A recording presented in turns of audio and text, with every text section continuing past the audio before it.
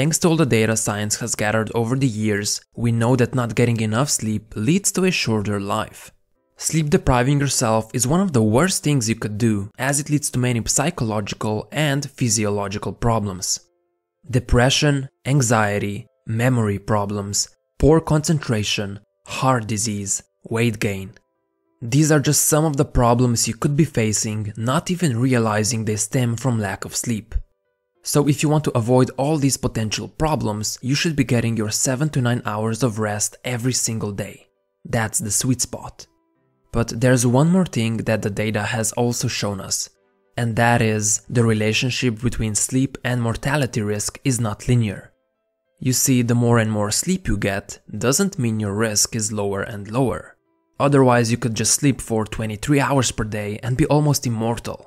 Instead, once the average sleep amount surpasses 9 hours, there is an upward hook in mortality risk.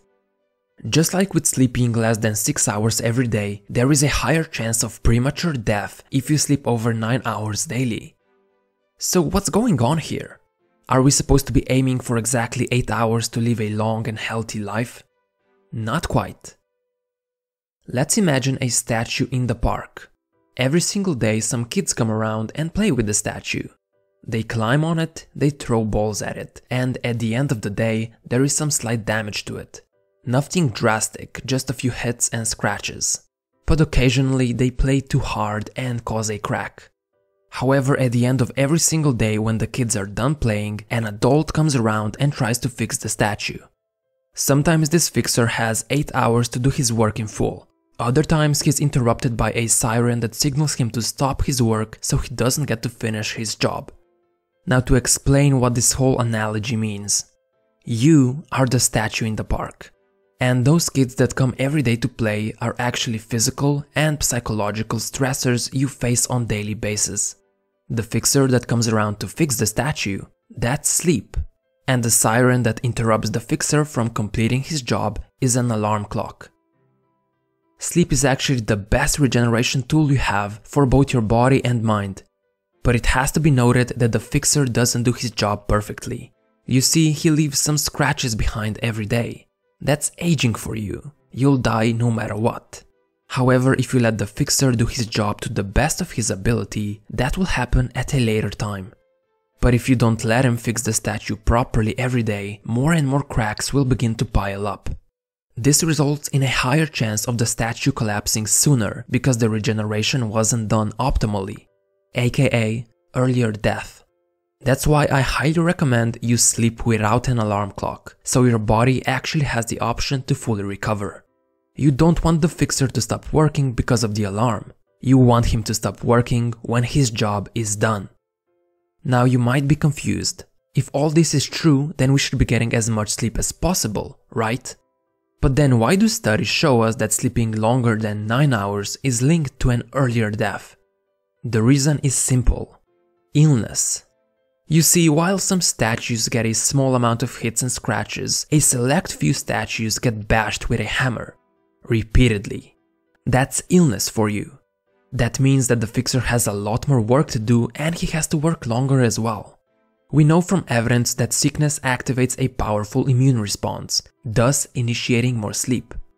It is simply that some illnesses, such as cancer, can be too powerful even for the mighty sleep regeneration to overcome, no matter how much sleep is obtained. The illusion created is that too much sleep leads to an early death. But correlation doesn't mean causation. In reality, the sickness was just too much despite all the efforts from the beneficial sleep extension. Sadly, the fixer simply couldn't keep up. That being said, you should get as much sleep as you require to feel rested. So far, no biological mechanism has been discovered that would make sleep in any way harmful. And there is no single right amount of sleep that applies to everyone.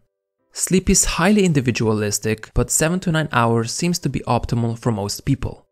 However, sleeping for over 9 hours every single day could be an indicator that something is wrong. As I've mentioned, different illnesses activate more sleep. But before you start panicking, you should note that kids and teenagers need more sleep than adults. An average teenager should be getting 9.5 hours of sleep on average for optimal recovery and development. so it's normal for them to sleep more. Also, when someone is physically active, they need more rest as well.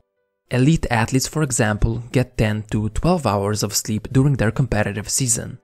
That's because they stress themselves physically much more on a daily basis and they need more time to regenerate themselves. So if you're exercising regularly, sleeping more is normal. The problem becomes when you are repeatedly sleeping more than 9 hours and you still feel tired and fatigued during the day. That's usually an indicator that something is wrong. You might want to visit a doctor and try to identify what's causing it. But don't try to limit your sleep. The sickest individuals should be sleeping longer to battle against illness using the regenerative benefits sleep has to offer. That being said, if you sleep a lot, it means your body needs it to repair itself. So don't skip on sleep. It's the best regeneration tool you have. Thanks for watching.